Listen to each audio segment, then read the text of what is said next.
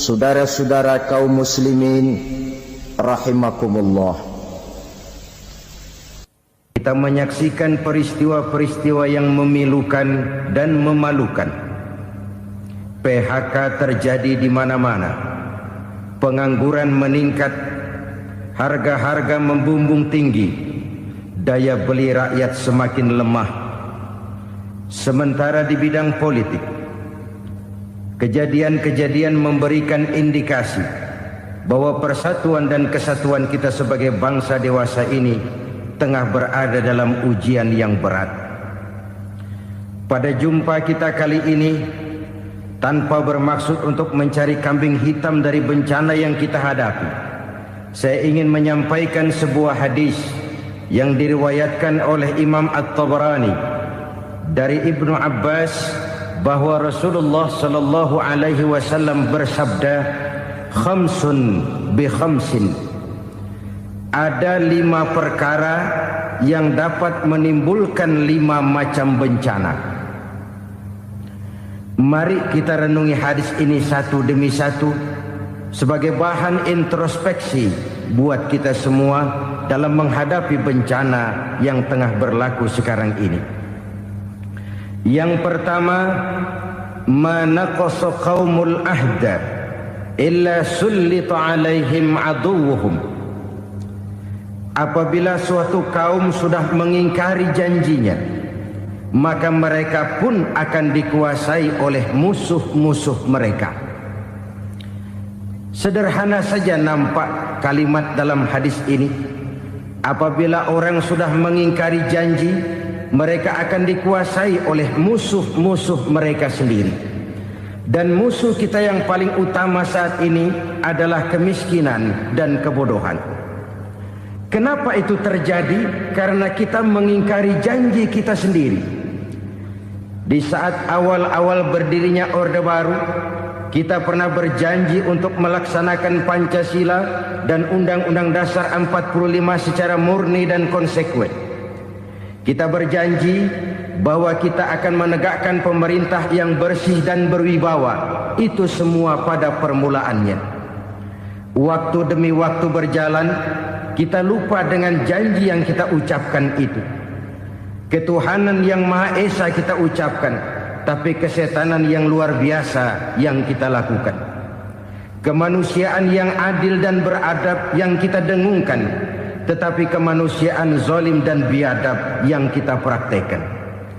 Sederhana saja saudara, hampir setiap pejabat pada posisi-posisi kunci, di awal-awal ia memangku jabatan itu, biasanya ia mengucapkan sumpah dengan lafaz demi Allah, bahwa dalam melaksanakan jabatan ini saya tidak akan menerima hadiah atau pemberian dalam bentuk apapun. Itu pada permulaannya. Lama-lama rupanya hadiah itu asik juga, mulai diterima. Lama-lama dirasa kurang, mulai menagih. Dan akhirnya terjadilah praktek yang disebut suap menyuap, semir menyemir, dan lain sebagainya. Kalau ini sudah menjadi kenyataan, bagaimana kita mau menegakkan pemerintah yang bersih dan berwibawa? Undang-Undang Dasar 45 menyatakan bahwa bumi, air, dan seluruh kekayaan negara dikelola oleh negara bagi sebesar-besar kemakmuran rakyat. Yang terjadi adalah bahwa kita merasa mewakili rakyat untuk menikmati harta dan kekayaan negara, sehingga rakyat banyak tidak bisa ikut menikmatinya. Menumpuklah harta itu sehingga terjadilah pepatah, gunung ditimbun, sumur digali. Yang kaya semakin kaya, yang miskin semakin terpuruk. Kita ingkar dengan janji yang kita ucapkan di awal-awal kita bergerak. Kita ingkar dengan janji pada saat kita mengatakannya dengan menyebut nama Allah, dengan mempertaruhkan nama Tuhan. Sehingga pada akhirnya jabatan pun mengalami tender. Sudah menjadi rahasia umum. Orang mau jadi lurah mesti mengeluarkan uang. Mau jadi camat mesti mengeluarkan uang. Mau jadi wali kota, bupati, bahkan gubernur, itu ada pasarannya. Secara logika, Kalau orang memperoleh satu jabatan karena banyak mengeluarkan uang, tentu pada saat ia mengeluarkan uang, ia sudah punya pemikiran, modal pasti pulang, modal pasti kembali. Kalau orang memperoleh suatu jabatan karena banyak mengeluarkan uang, maka langkah pertama yang dia lakukan setelah memangku jabatan itu ialah bagaimana uang bisa kembali, bagaimana modal bisa pulang. Kalau modal sudah pulang, pikiran berikutnya bagaimana supaya dapat untung. Lalu kapan mau bekerja untuk kepentingan rakyat? Itu nomor 18. Kemudian kalau ada proyek-proyek besar, pertanyaannya ialah bukan apakah proyek ini bermanfaat bagi rakyat, apakah proyek ini layak untuk diteruskan, tetapi yang jadi pertanyaan paling utama ialah bagian saya berapa duit dari proyek ini. Kita bisa lihat proyek, mega proyek lahan 1 juta hektar di Kalimantan Tengah, triliunan rupiah, dan proyek itu gagal. SD Inpres bulan ini diresmikan, bulan depan retak. Jembatan-jembatan bulan ini gunting pita, bulan depan runtuh. Kita ingkar dengan janji. Kita berkata kita bekerja untuk kepentingan rakyat, tapi kita tidak pernah mengenal rakyat itu. Apabila suatu kaum sudah mulai mengingkari janji, maka mereka akan dikuasai oleh musuh-musuh mereka. Akibatnya tersusunlah barisan-barisan sakit hati, yang makin lama makin menjadi bola salju, menggelinding membesar, dan kemudian terjadilah hal-hal yang tidak kita inginkan lagi. Apabila suatu kaum sudah mengingkari janji, maka mereka akan dikuasai oleh musuh-musuh mereka. Ini penyebab bencana yang pertama. Kita tidak konsekuen. Tadinya kita dengan lantang teriak-teriak berantas korupsi, ganyang korupsi. Pada waktu kita belum mendapat kesempatan.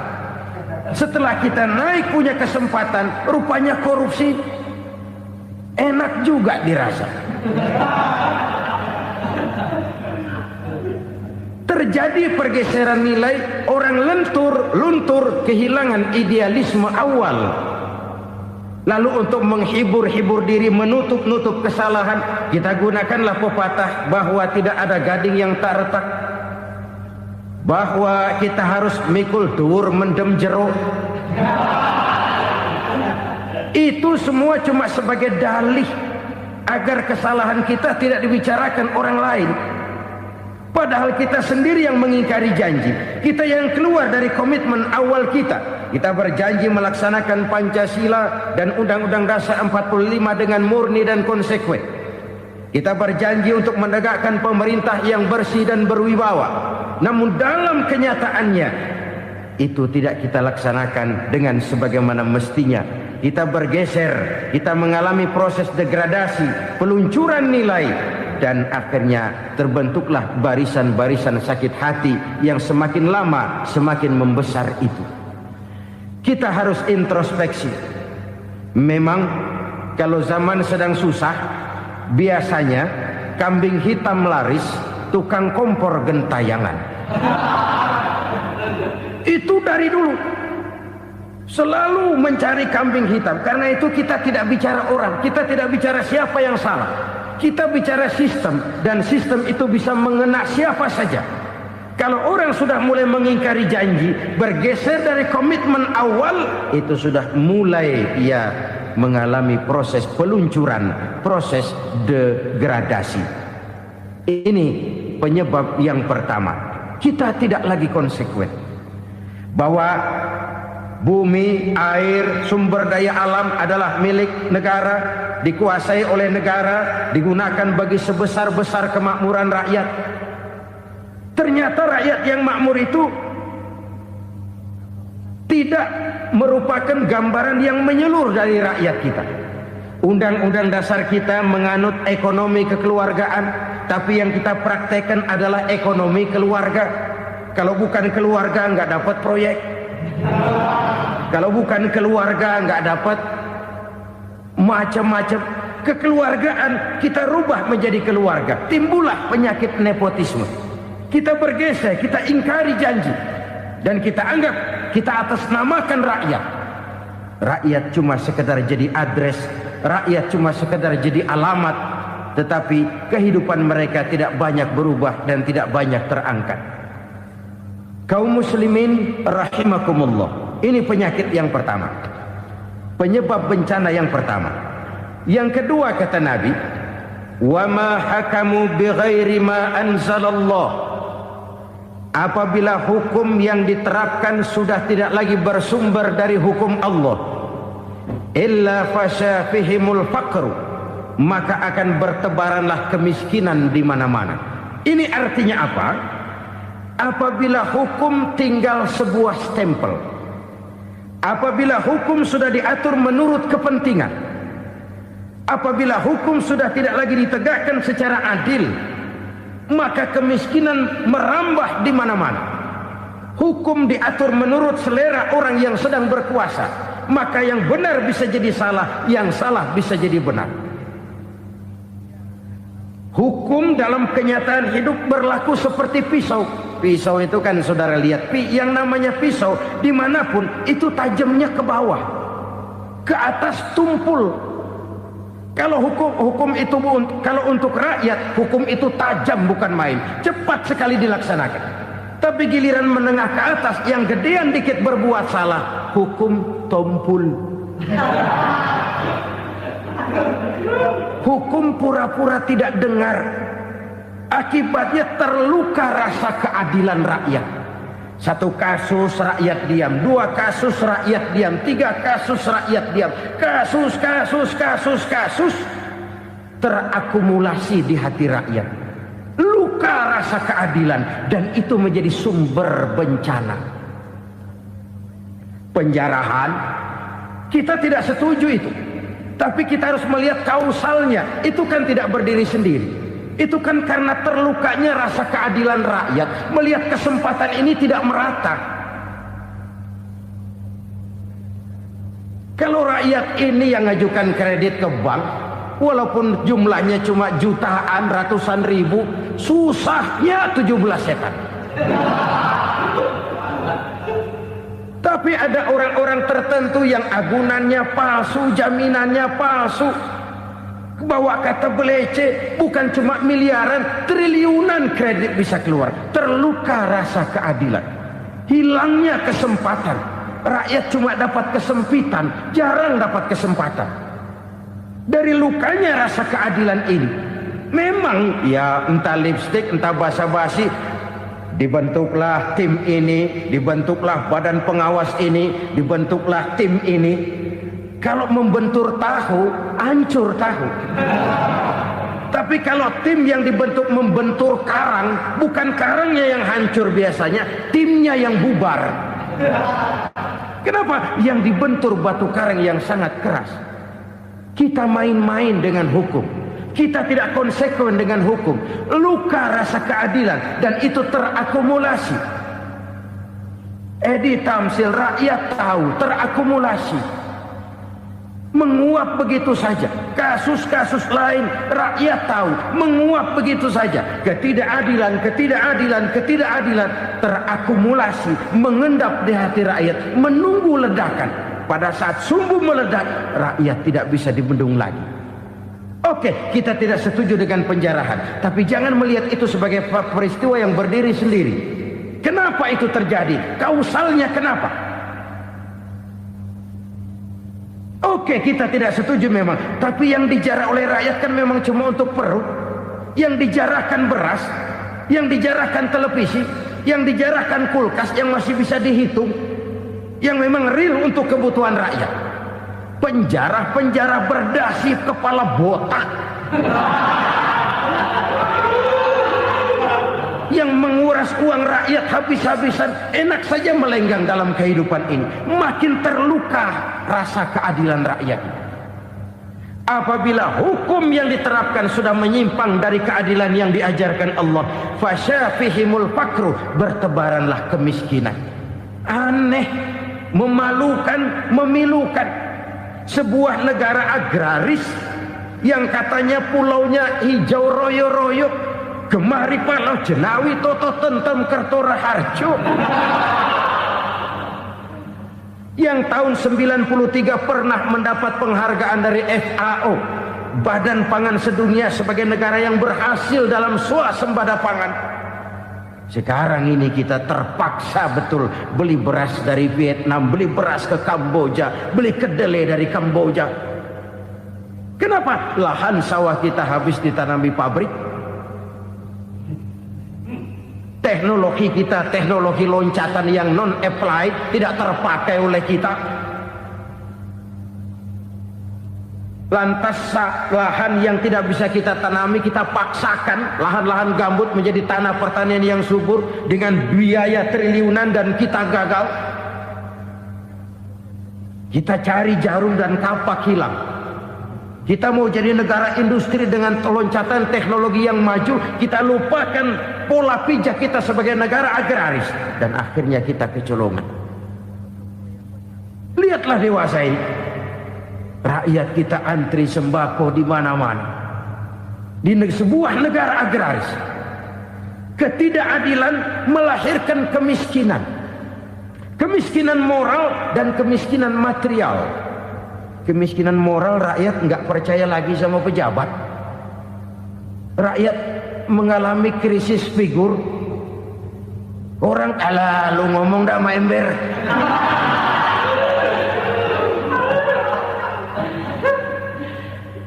Penataran yang menghabiskan biaya miliaran itu melahirkan pejabat-pejabat korup.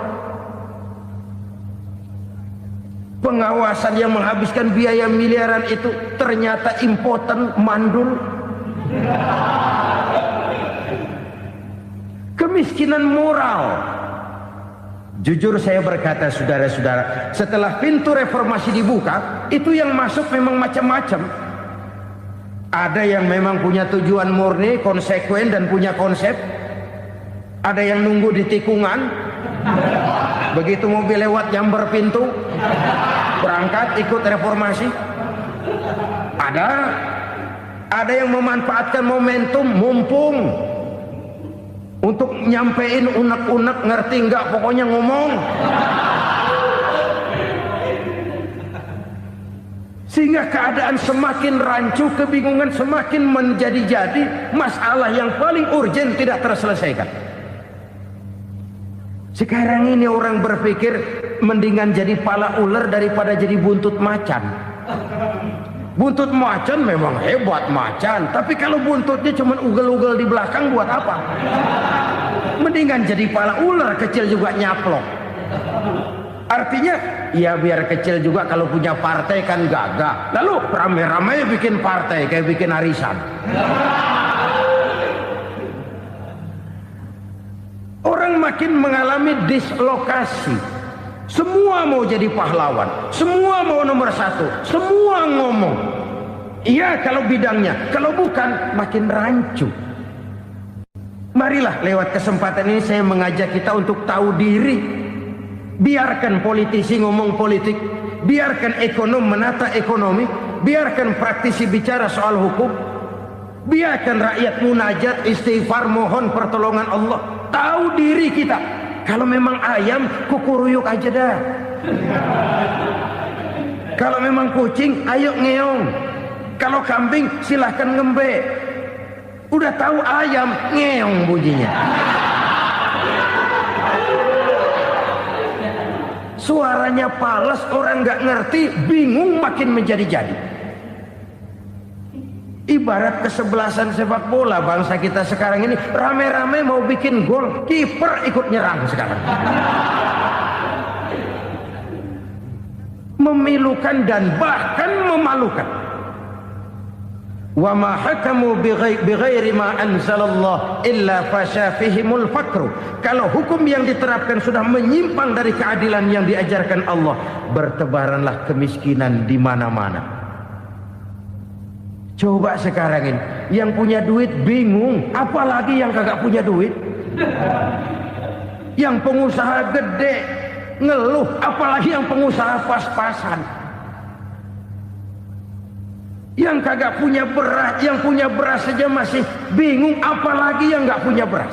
Ini sudah demikian merata. Dulu kita kagum mendengar konglomerat kelas buadak, kelas-kelas yang seakan-akan cuma ada dalam khayalan mereka, punya kekayaan miliaran dolar, triliunan. Sudahlah, seolah-olah nggak terjangkau sama kita. Weh, ternyata yang gede-gede itu juga gede utangnya.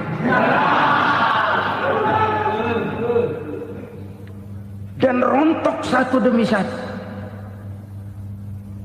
Ternyata rakyat selama ini cuma dialamatkan, cuma dijadikan adres. Rakyat yang tidak banyak ngerti persoalan ini harus menanggung hidup ini begini berat, harus menanggung beban hidup ini begini tinggi, daya beli semakin lemah, semakin terpuruk dan terpuruk, sedang keadaan belum juga banyak berubah. Yang hutang sama luar negeri itu kan bukan rakyat kecil, Ciano. Yang banyak nyimpen dolar juga kan Ciano. Rakyat kecil bocah kampung mah jangankan nyimpen dolar, ngelihat juga tumben. Kemana kita mesti bercermin? Sekali lagi saya mengatakan, maaf, kita tidak bermaksud mencari kambing hitam. Karena itu kita tidak bicara orang, kita bicara sistem, kita bicara keadaan. Beginilah yang dikatakan Nabi, penyebab timbulnya bencana, hukum yang ditegakkan tidak lagi berorientasi kepada keadilan, tapi berorientasi kepada kepentingan. Akhirnya bentuk hukum seperti pisau, tajam ke bawah, tumpul ke atas. Hukum cuma buat rakyat kecil, tetapi kelompok menengah ke atas kadang-kadang kebal dari perlakuan hukum. Maka bertebaranlah kemiskinan. Iya, kemiskinan moral berupa lukanya rasa keadilan. Kalau rasa keadilan terluka, orang kan nunggu kesempatan, saudara. Iya, dia nggak bisa ngomong, iya, dia nggak sanggup action, iya, dia nggak bisa tunjuk rasa, tapi hatinya kan, kapan ada kesempatan, kapan ada waktu, tunggu. Hatinya mesti begitu. Sehingga begitu ada kesempatan, terjadilah hal-hal yang tidak terhindarkan. Dan itu ekses, bukan reformasi. Jangan seperti sebuah dialog saya dengan seorang abang beca. Saya bertanya, bang, iya, abang tahu nggak reformasi? Tahu. Ustaz, apa? Pembakaran. Terus penjarahan. Lalu perkosaan. Itu reformasi. Itu yang saya lihat. Nah, itu yang dia lihat. Saya tentu tidak menyalahkan abang beca kita, karena memang itu yang dia lihat dan sejauh itu wawasannya. Tapi ini indikasi bahwa banyak rakyat kita yang belum bisa menggunakan kebebasan secara bertanggung jawab. Padahal kebebasan tanpa tanggung jawab tirani. Sebuah contoh gampang-gampangan. Saya beli radio, saya setel di kamar saya, lalu saya bilang, ini radio gue. Yang beli gue, pakai duit gue setel di kamar gue, sekeras-kerasnya, gak ada urusan sama orang lain. Itu kata saya. Tetapi tetangga saya sebelah rumah kan boleh juga ngomong begitu.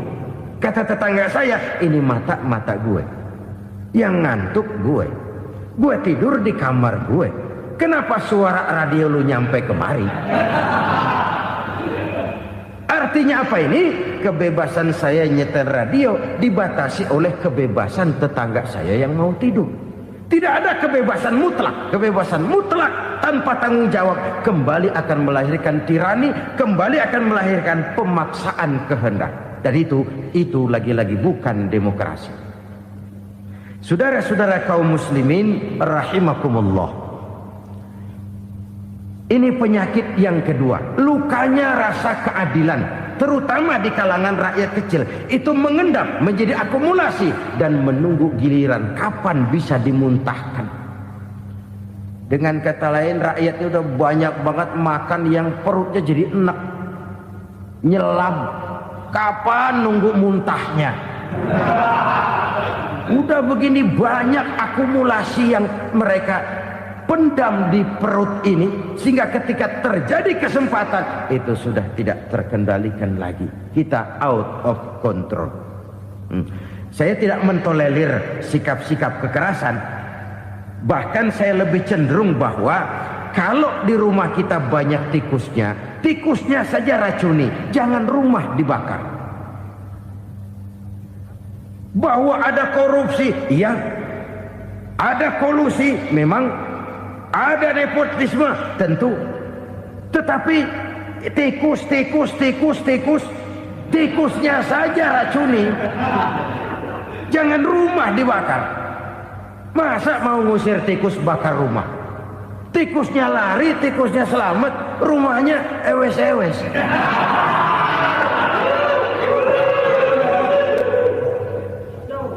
Tikus selamat, rumah nggak punya.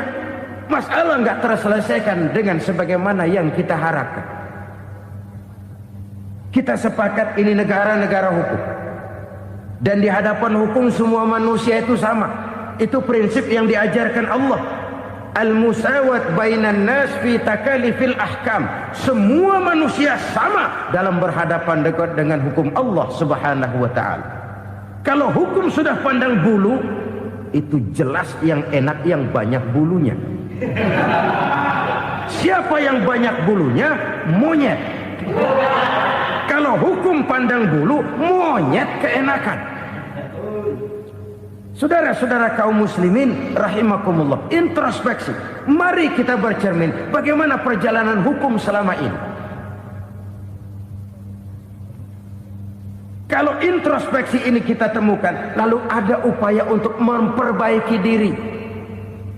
Jangan menggunakan tak ada gading yang tak retak, mikul duwur mendem jero untuk menutup-nutupi kesalahan orang. Padahal kesalahan itu sedemikian besar. Padahal rakyat kita tiap hari antri sembako. Ada yang sehari sekali makan, ada yang makan sudah bercampur tiwul, ada yang nasi sudah dicampur pisang, balik jadi orok lagi.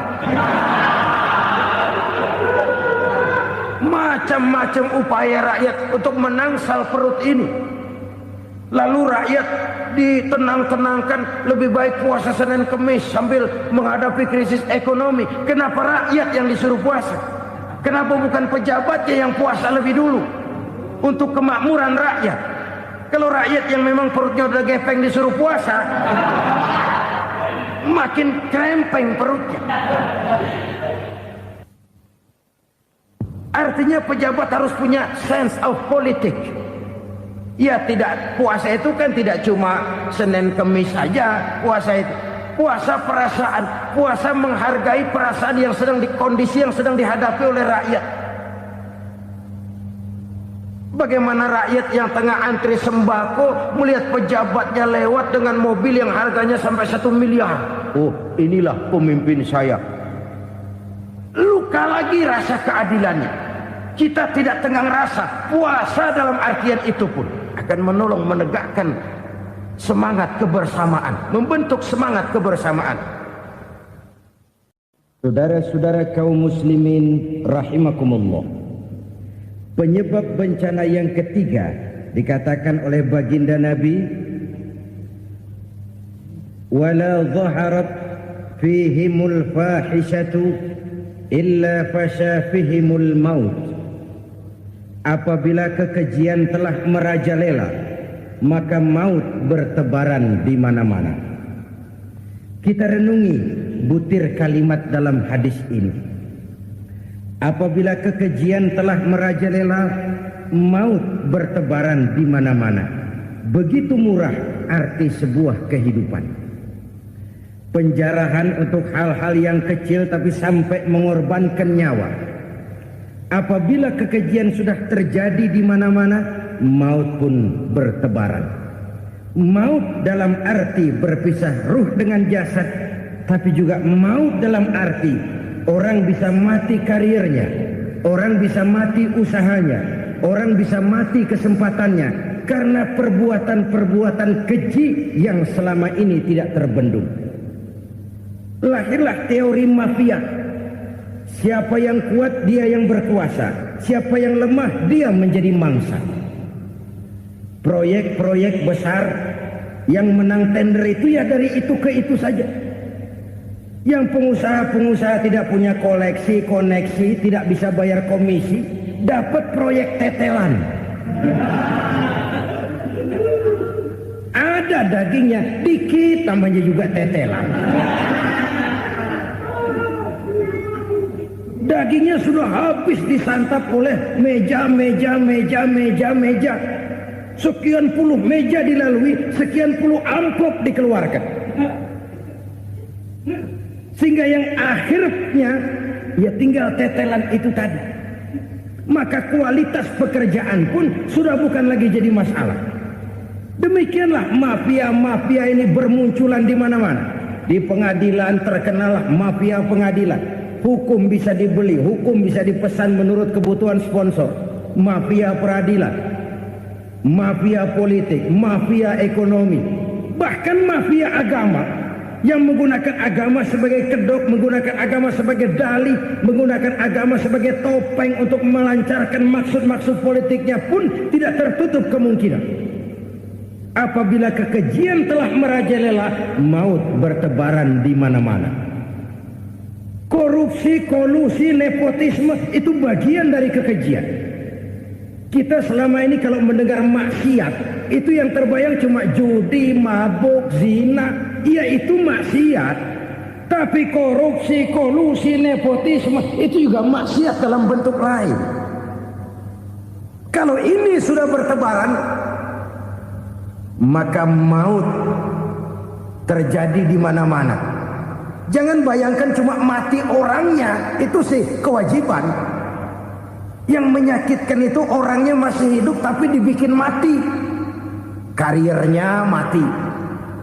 Kenapa? Karena yang diperlukan bukan cuma orang pinter tapi orang taat. Biar pinter, kalau nggak taat minggir. Biar bodoh, kalau taat bisa nyenangin atasan, bisa nyemir, nyemur. Kumaha juragan wae ayo nama. Itu yang kadang-kadang dapat penghargaan. Tidak ada prestasi kerja kecuali bikin senang orang di atas. Kita lihat di desa-desa jalan rusak. Kalau ada berita pejabat anak mau turun, jalan rata sekali. Sampai tanah dari mana aja dikeruk buat ngeratain tuh jalan. Pejabat pulang legok lagi jalanan. Katanya kita kerja buat rakyat, nyatanya kita cuma melayani atasnya. Kenapa? Terjadi lingkaran setan. Seperti kata lagu Dul Sumbang itu. Mahasiswa takut sama dosen, dosen takut sama dekan, dekan takut sama rektor, rektor takut sama menteri, menteri takut sama presiden, presiden takut sama mahasiswa. Muter balik lagi. Lingkaran setan. Lingkaran setan. Saudara-saudara kaum muslimin rahimakumullah. Kekejian yang merajalela, praktek-praktek mafia yang tertuang dalam kehidupan sehari-hari menyebabkan orang mati karirnya, jasad masih hidup, karir mati, itu menyakitkan. Mati bisnisnya.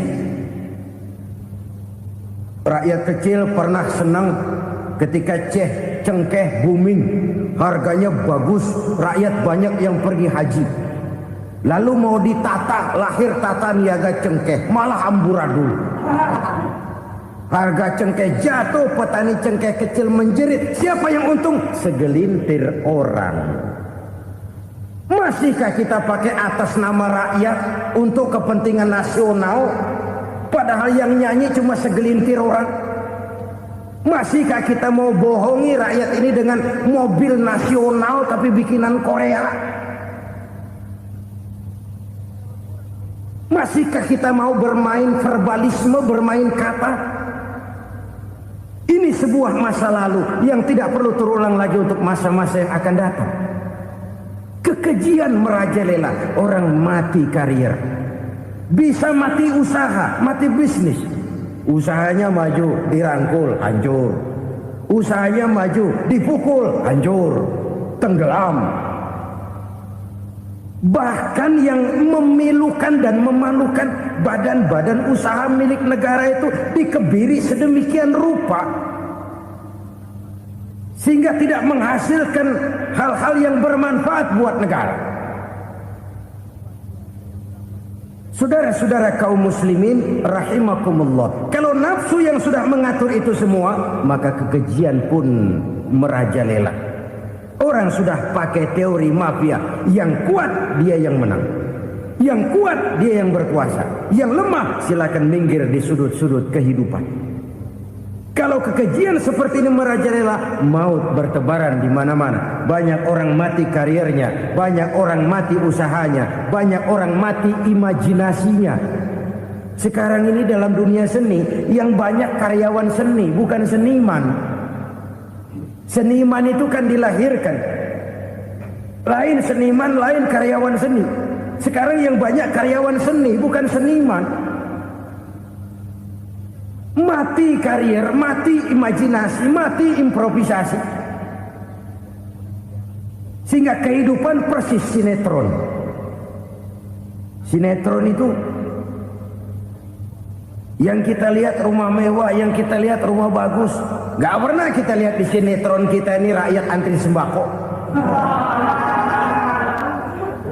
Kita dijejali hal-hal yang indah, yang wah, yang membuat kita tenggelam dalam gaya hidup instan, tenggelam dalam gaya hidup wah. Kita lupa dengan realitas keseharian di tengah-tengah masyarakat kita. Lahirlah kelompok-kelompok selebritis, dibesarkan oleh berbagai media. Selebritis pilek aja masuk koran, pilek.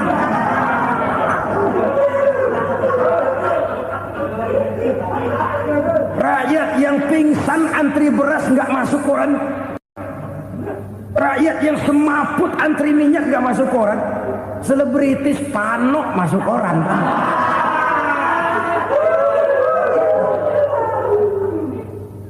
Kita besarkan hal-hal kecil, kita kecilkan hal-hal besar. Kenapa? Kita mengejar oplah, kita profit oriented, tidak lagi berorientasi kepada realitas hidup yang kita hadapi ini. Kalau kekejian sudah merajalela kata Nabi, maka maut bertebaran di mana-mana. Maut dalam artian maut, coba lihat sekarang begitu murah nyawa. Karena 1000 perak orang mau nusuk bunuh. Karena beras seliter orang khilaf. Begitu murah kehidupan. Tapi kekejian dalam bentuk korupsi, kolusi, nepotisme. Kekejian dalam bentuk itu mematikan karier, mematikan bisnis, mematikan imajinasi, mematikan kreativitas. Itu juga maut dalam bentuk lain akibat kekejaman lain. Ini penyebab yang ketiga. Yang keempat, penyebab bencana menurut baginda Rasul,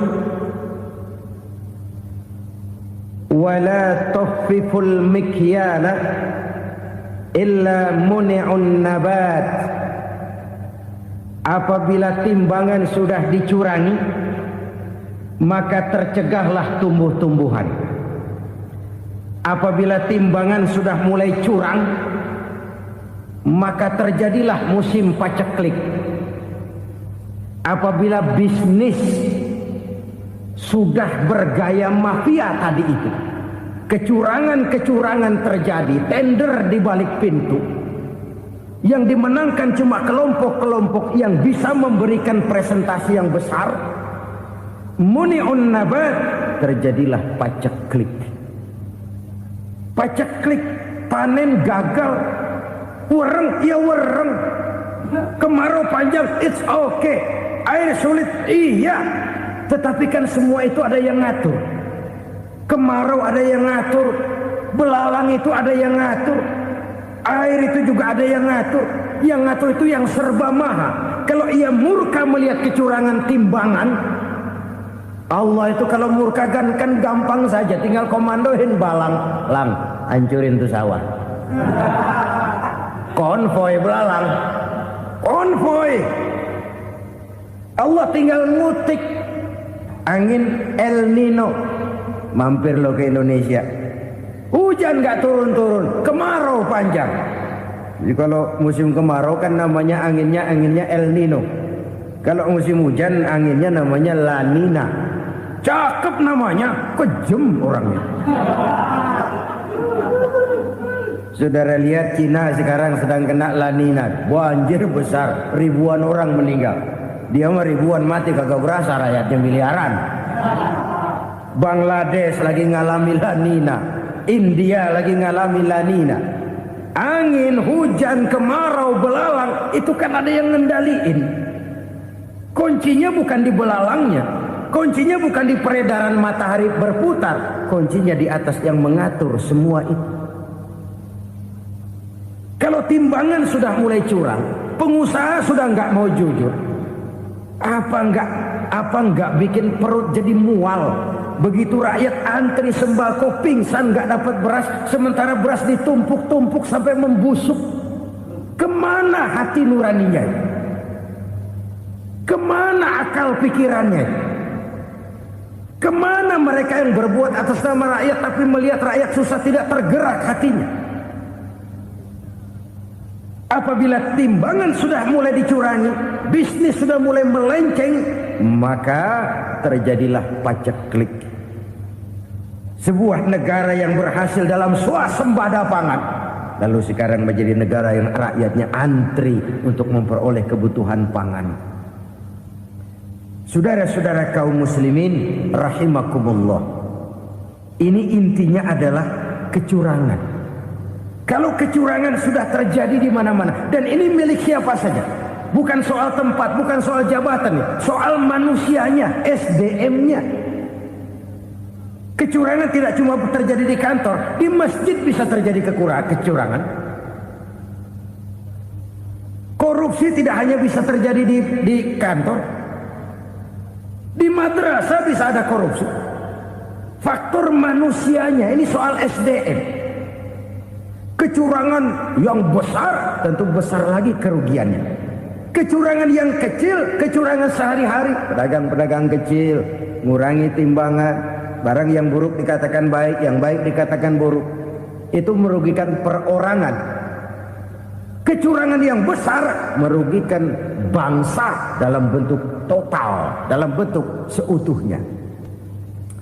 Nah, kecurangan-kecurangan seperti ini rakyat kan lihat, rakyat kan tahu, dan itu kembali terakumulasi di sini, pegel. Dan jangan lupa, rakyat yang nggak ngomong itu, rakyat yang gak bersuara itu, batinnya menjerit, jeritannya menggoncang aras, dan itu didengar Allah. Yadullah fauqal jamaah, kata Nabi. Tangan Tuhan di atas orang banyak. Jeritan hati rakyat menggoncang aras.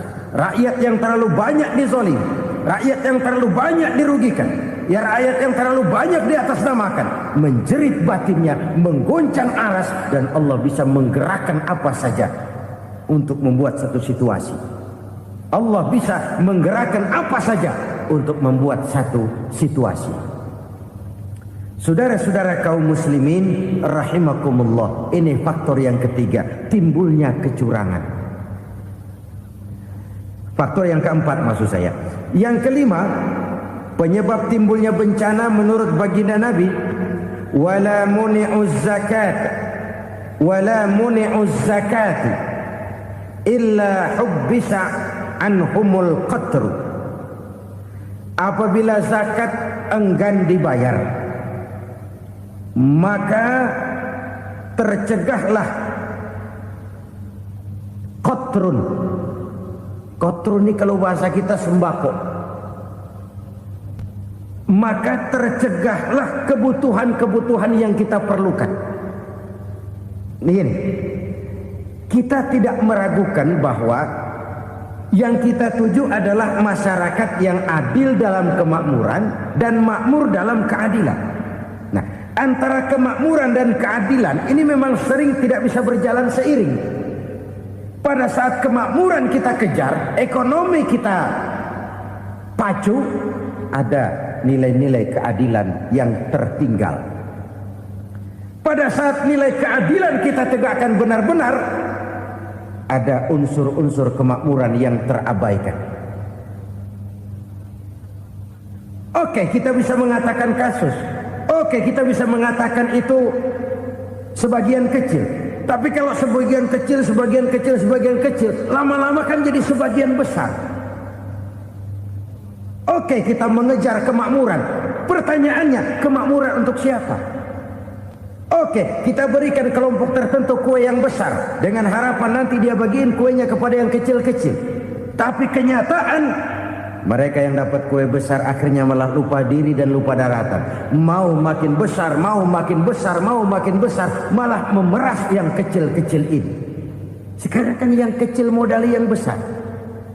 Ramai-ramai buka bank, ternyata kamuflase. Uang banknya untuk kredit perusahaannya sendiri. Nasabahnya rakyat kecil. Artinya apa? Rakyat kecil disuruh modalin orang yang udah gede. Ini kan sambar geledek urusan.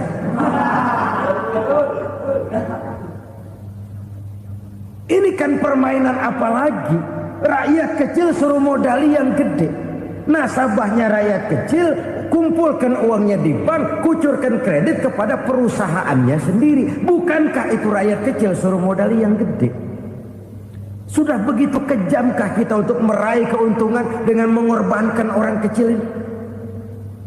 Sudah tidak bicara lagi kah nurani kita melihat penderitaan orang yang semakin susah ini? Kalau zakat enggan dibayar, padahal zakat 2,5% saja, 2,5% saja. Kalau itu pun enggan, kalau zakat saja enggan, bagaimana pula yang namanya sedekah, bagaimana pula yang namanya infak, bagaimana pula yang namanya santunan, bantuan. Kadang-kadang lipstick nyumbang sih nyumbang, cuman nyolongnya lebih gede. Ini namanya sumbangan lipstick. Buat lipstick itu kan buat ngumpetin bibir pucat. Itu fungsi utama lipstick. Buat ngumpetin korupsinya, nyumbang kegiatan-kegiatan sosial. Tapi yang dia korup lebih gede dari yang dia sumbangin. Lipstick kamuflase. Nepu kata anak sekarang.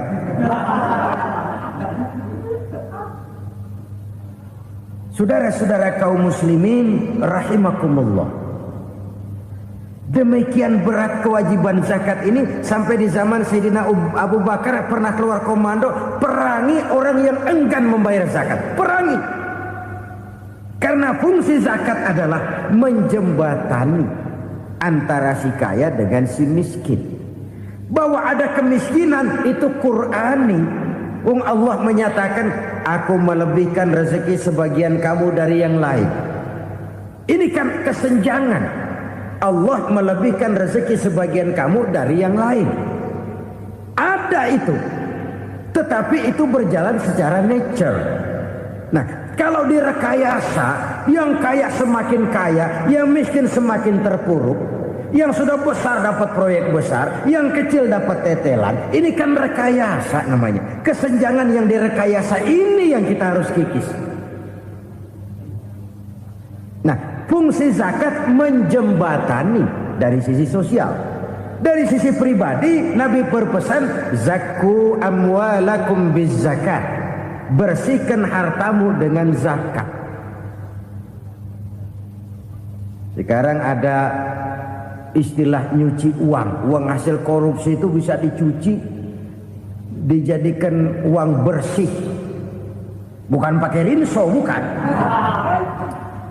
Pakai politiknya koruptor, diolah sedemikian rupa sehingga jadi uang resmi.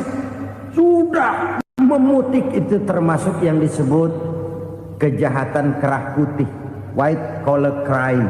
Kejahatan kerah putih, kejahatan pakai dasi, kejahatan kelas kakap. Makanya orang mendingan goblok kagak bener daripada pinter kagak bener. Goblok kagak bener itu gampang ngurusinnya. Pinter kagak bener, ini yang berabe bener ngurusinnya.